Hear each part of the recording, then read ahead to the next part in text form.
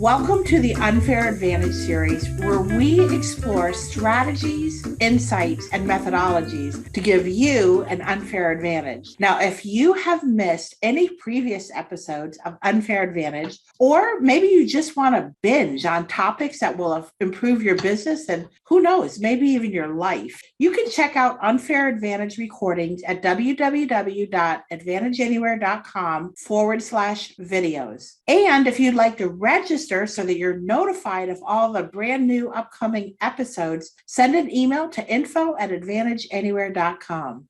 Well, I am really excited about today's topic. It's on how to optimize your customer journey with our very own Kristen Zay. Now, it is no secret that today resources and talent pool are tighter than ever before, and there's no indication that things are going to improve anytime soon. So if you have hung out with us for any length of time, you've heard us use terms like NTR or no thinking required or reduce friction, and my personal favorite, PHD, which is press here, dear. Now, you might be wondering, why do we use those terms and what do we mean by them? Well, a big part of that is exactly why we're here today. So over the years, we've observed that the easier you make things, the less thinking that's required, and the more automated you can make someone's day-to-day tasks, the more likely they are to get them done, and the better your end results will be. But it's not enough to just automate random, irrelevant to-do lists. What you really want to do is optimize and max out your success by creating intentional and well thought out and strategic sales or customer journeys that will get you to the desired outcome that you want. There's an old business axiom that I borrowed from someone I used to listen to that says, systems drive business and people drive systems. Now, some of you already know Kristen Zay, who is here today with us. But for those of you who don't, you're about to find out why our clients wait in line and seek out Kristen's advice and love to trap her brain, including me. Kristen is our Vice President of Operations. And today I've asked her to take us through the customer journey and show us why and how crafting and executing a strategic customer journey will give you an unfair advantage. Now, thank you, Mona. Thank you so much for coming, Kristen. I'm so glad. I can't wait for people to hear what you have to say. Now, I know that there are people in the audience that are from a variety of industries. Some are in senior living or housing or healthcare, wellness, even technology. And you've heard me say this before, and you're probably going to hear me say it again, that success leaves clues. So regardless of your industry, we're all going to learn from the experience and strategies being used in other industries.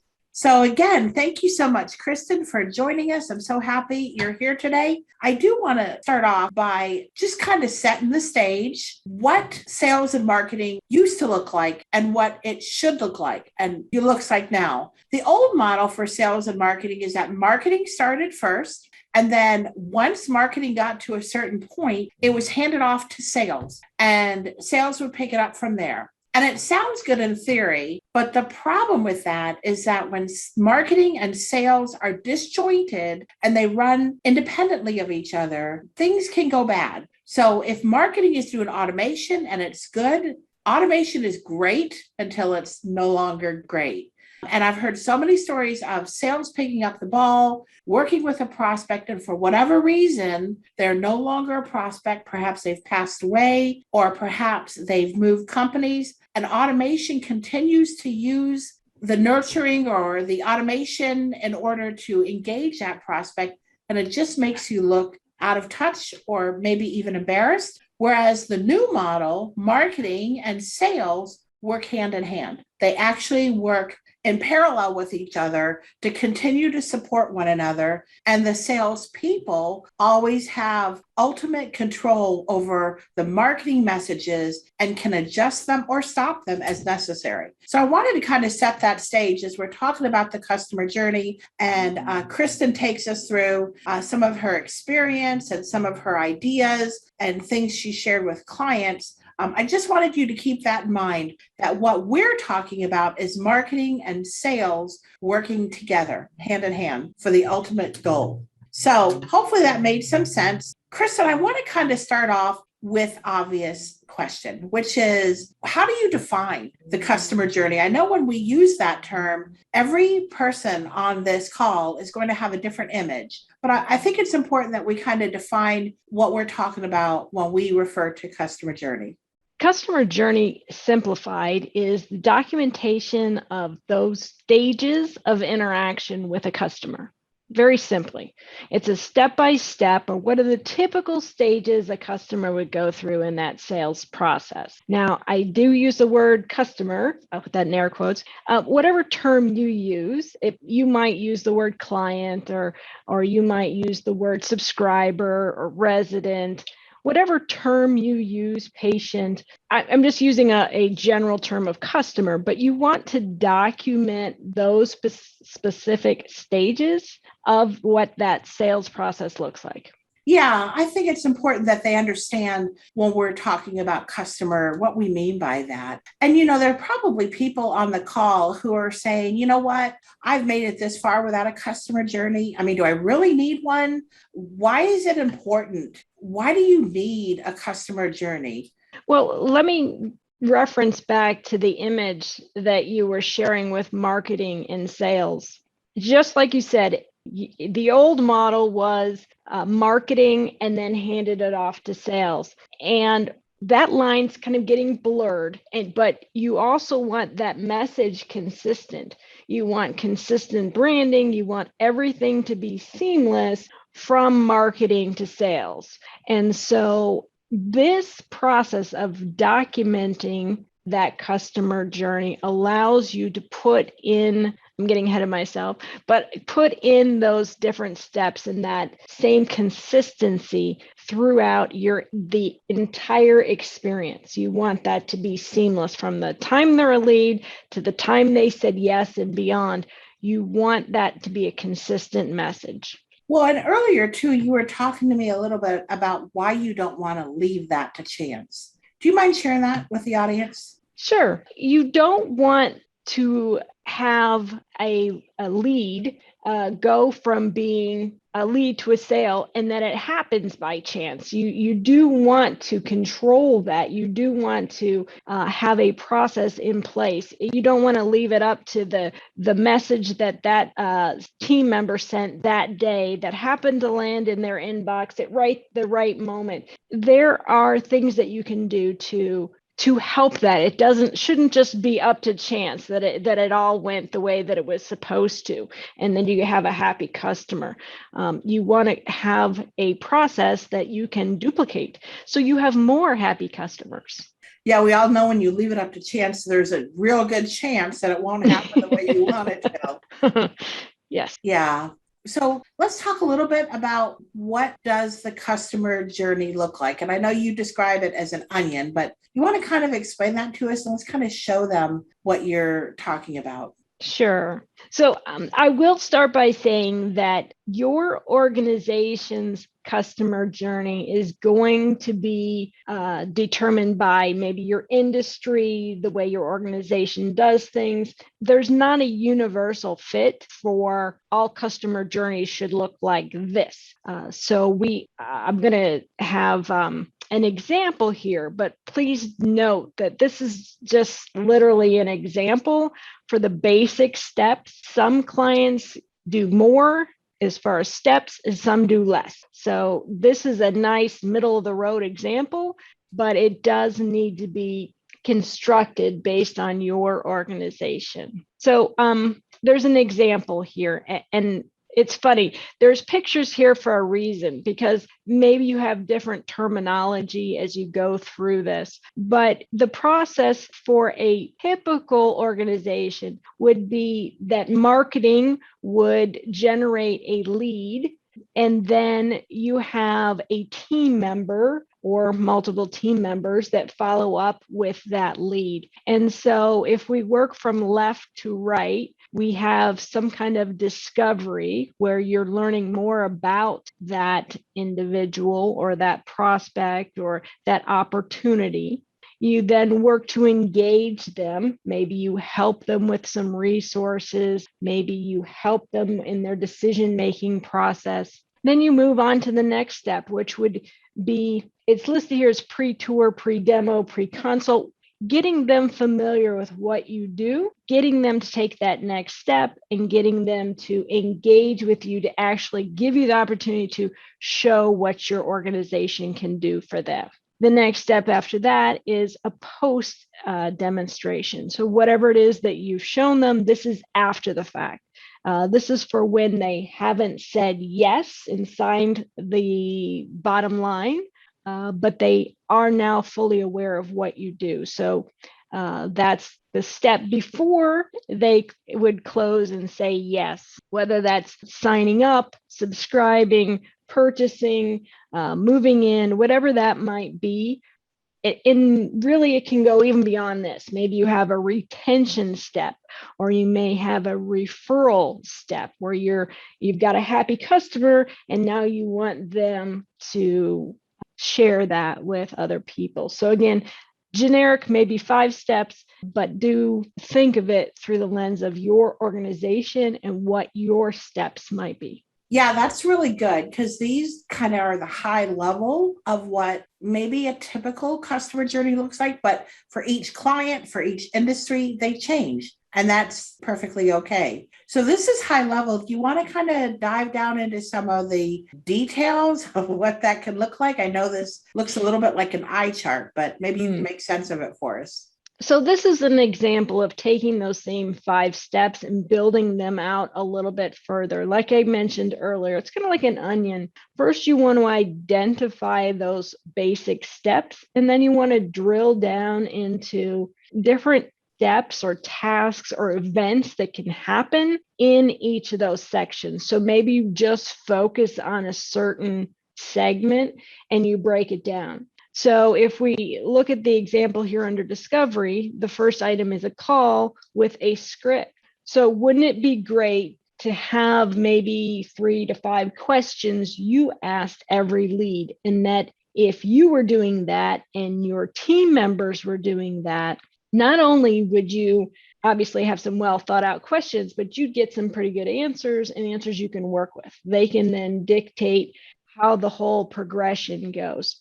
But if you're logging that information, just logging that in itself might be a big step for organizations.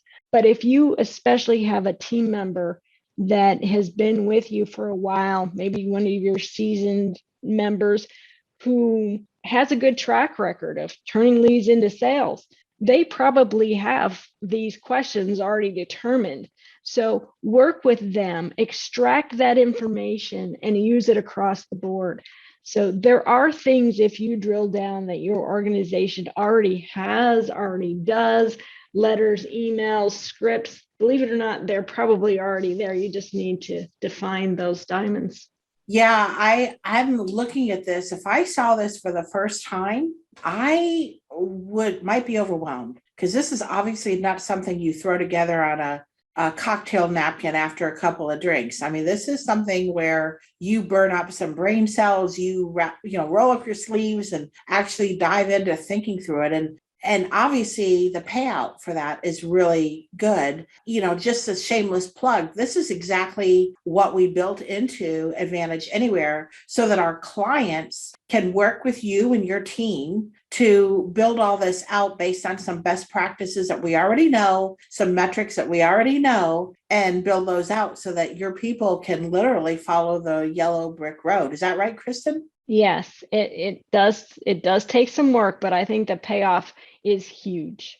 Yeah, I think that's actually a really good segue. So what are the benefits? Why should I go through this trouble of systemizing and building all this? And what are some of the benefits of systemizing our customer journey? Well, the first and most obvious, I think, is just improving the customer experience, just making that seamless transition from marketing to sales, being able to share that branding message, the consistency. Many years ago, you would have to convince a client that they really need a good website. You'd have to convince them that they needed a good website. And now companies understand that the majority of prospects have already gone to your website to check it out. So you don't have to tell somebody, oh, you need a really good website. They get that now. They've kind of understand. It shouldn't stop at the website, though. All the interaction that you have should also be thought through, and it should be consistent so that you have that customer experience. It's just seamless. You want something seamless. You don't want to, okay, marketing handed off and it's disjointed. Now sales has it. Yeah, we were talking the other day about the Chick-fil-A experience and how they have created consistency and value and what separates them from all the other chicken restaurants that were out there before they showed up on the scene. But I think that customer experience that you're talking about is huge. And a lot of people think it's kind of a luxury, but it's not. No, we've seen it with things like Ritz-Carlton to maybe Days Inn, right? You've seen, you've heard plenty of stories of what the difference is and how the doorman at the door at the Ritz-Carlton. But I would argue Days Inn can build its own, even without changing anything as far as, they aren't going to be the Ritz-Carlton. But consistency even there can make a dramatic difference in how that customer feels, their experience. Mm-hmm. And I think you kind of hit on this already, but like to your second point here, it's that you're removing the personality dependency. So depending on who shows up for work that day, if you've got this customer journey all thought through, built out, laid out, then whoever is following it is going to get the same results, not to steal your thunder, but that of the top performers in your organization. Exactly. Again, it's not leaving it to chance. The messages are curated. It's not dependent on, oh my gosh, I'm having a crazy busy day, so I got to make this a short email because I got to do 5 more after this. It's important what's in that email. So this is where use marketing to not only do your website, but think through the interactions that you have with your customers. Marketing looks at things maybe a little bit differently. They're going to promote the best of whatever it is that you have. So you've got, maybe you say, oh, we have really small apartments. They're not big as the competition. Well, marketing puts a spin and says, no, we may have small apartments, but we have great views, and they're promoting the views, right? Our building is old. Well, okay, you don't say our building is old. You say something like, we are the pillar of the community. We've been around for years, right? In fact, I'm not sure who did it, but Levion, who did the chocolate diamonds, that is just mastering marketing to the nth degree. Chocolate diamonds used to be the bottom of the barrel. Those have dirt in them. They literally have just dirt. That's what makes them brown. No one would even buy them. And so now they're amazing chocolate diamonds. So it's just a matter of how you spit. Let marketing do some of that to your interactions with all your team members.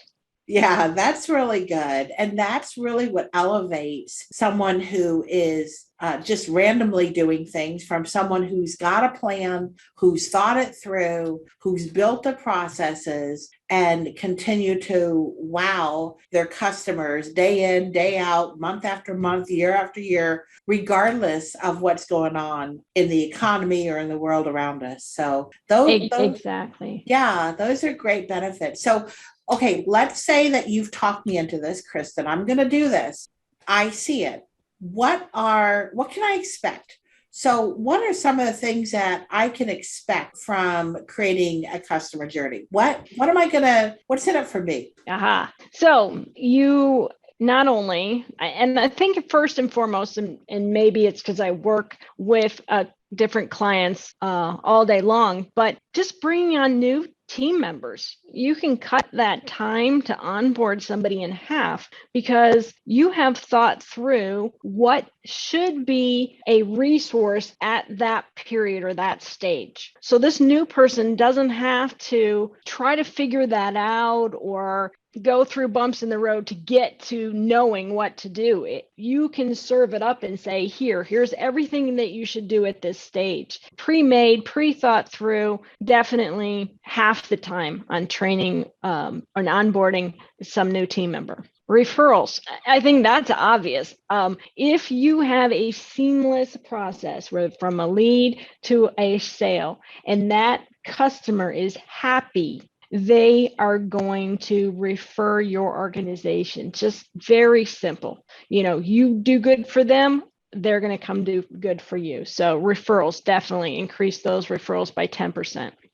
Upselling or cross-selling. Now, again, it depends on what it is that you do, what product or industry you're in, but definitely being able to cross-sell. Again, if they're happy and they're getting their needs met through this process, they're going to be willing to say, well, they did a really good job on A, I'll try B.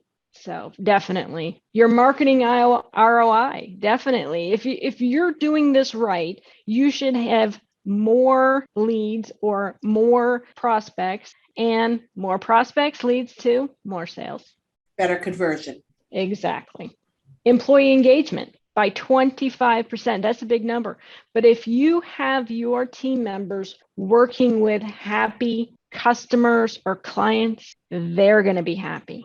So it kind of comes full circle, but definitely happier customers equals happier employees. Well, we were talking earlier too about how the shortage of employees is out there right now and how hard it is to find good people. So if you can keep your people productive and effective and efficient and happier, you're going to increase morale. And that alone is going to help with employee engagement. Mm-hmm. And really, that also dovetails back to the beginning, because if you have less employees, there are many organizations right now that are leaning heavily on their team members and asking them to do more resources, more support, more ability to do more, I guess is what I'm trying to say there.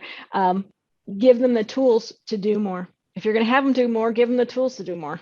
Mm-hmm. And you're also just going to keep your customers longer too. Yes, customer retention, absolutely. And in some industries that, that looks different, but all that equates to the bottom line. So kind of as we start to wrap it up, how should I go about creating a customer journey? Where do I start? Okay. Well, when I work with clients, I suggest picking out those steps, those 4, 5, 6, 7 steps, determining what they are for your organization. And again, it is going to be unique. So maybe in an industry, you could say, okay, it's typically this, but your organization can have different steps. So think about what those steps are. Then what I would recommend that you do is you drill down and dissect the history on a few past sales. What did that look like? How many touches were there? How many calls were there? What were the resources? What did we do to get from point A to point B? What were the stages that this prospect went through to become a customer? Lay that out. And I would do that for probably at least 3 to 6 sales. Lay that out and take a deep dive into the history on what transpired there. That would be the second thing I would do. The next thing I would do is create a customer persona, maybe what a typical customer might look like, maybe 2 or 3 of them for typical customers, and what that person, what their pain points are, or what possible situations are they experiencing as they go from looking at potentially working with you or purchasing your product to becoming your customer. What are they navigating? Are they emotional issues? Are they relationship issues? What are they navigating? And I would highlight those possibilities and have resources available for the team for those specific things. So if you are a if you're looking at a problem and you're trying to help solve it. So maybe if you're in a business to consumer, you're helping them solve a problem. If it's senior living, you might be giving them a resource on dealing with mom's reduced mobility or what to look for when you're shopping for XYZ. So free resources can be very helpful in situations like that when you're trying to meet them where they are, where their emotional or their needs are. Yeah. So there's so much to this, Kristen. And I feel like we've just really scratched the surface, and there's a lot of different things you can do. There's a lot of things you need to consider and all of those. So I really appreciate you just kind of giving us a high level of this customer journey. And Kristen, I know we didn't talk about this before, but I am wondering if you would be willing, if I gave out your contact information, if there's anybody who's watching today who would like a free consultation with you, that maybe you could spend a half hour or so helping them identify what their high level processes are and maybe getting them started. Would you be willing to do that? Yes, actually, I love to work with clients and give them ideas and help them work through this type of thing. I think I present a different way to look at things. Maybe they're immersed in their business day to day, but I can kind of give it a look from a different angle and then share with them what I have seen other clients do. But again, this really, it is about layers of the onion. You probably can't sit down and do this just in one afternoon and have a complete customer journey. If you're going to build it out and you're going to go down to the resource level, you're going to need, some team member help. But I think it's an unbelievable resource for your team members if you can do this. I just think the payoff is it's the difference between just putting it out to chance or making it right, making it consistent, using that branding across the board. And if you're one of the managers and you're overseeing this team, wow, what comfort it would bring me to know what message they were relaying. Because if in this day and age, people are sending emails or team members, you can't see every email, you can't see that stuff. But if you're giving them that curated message that is proven and it works, wow, what a difference this can make. If sending out an email that talks about why you don't want to wait to the last minute to purchase XYZ, and then a call is the next thing and you guys get a sale, I want to repeat that. I want to do that again and again. So there's that data out there. There's that information that you can use. And if it works, at the end of the day, you should have more sales. Yeah. And you're right. There's so much to this, but that's why I think your willingness, that's why having somebody like you to help guide through that process it cuts through a lot of time and a lot of mistakes that you don't know about because you don't know. So I really appreciate that. I know I threw that at you. I didn't actually ask you ahead of time, but I had a feeling you'd say yes. So I really am grateful for that. If you are watching today and you are just overwhelmed and you'd like a half hour free with Kristen, her contact information is on the screen. Like I said, I know people are waiting in line to talk with her, but I'm sure she'll find a way to get you in. And I want to thank you so much for joining us for this episode of Unfair Advantage, Optimizing Your Customer Journey. I do encourage you to reach out to us so you'll be notified of future episodes where we will be exploring the strategies and insights and methodologies to give you an unfair advantage. Thanks so much, guys. I will see you next time. Bye-bye.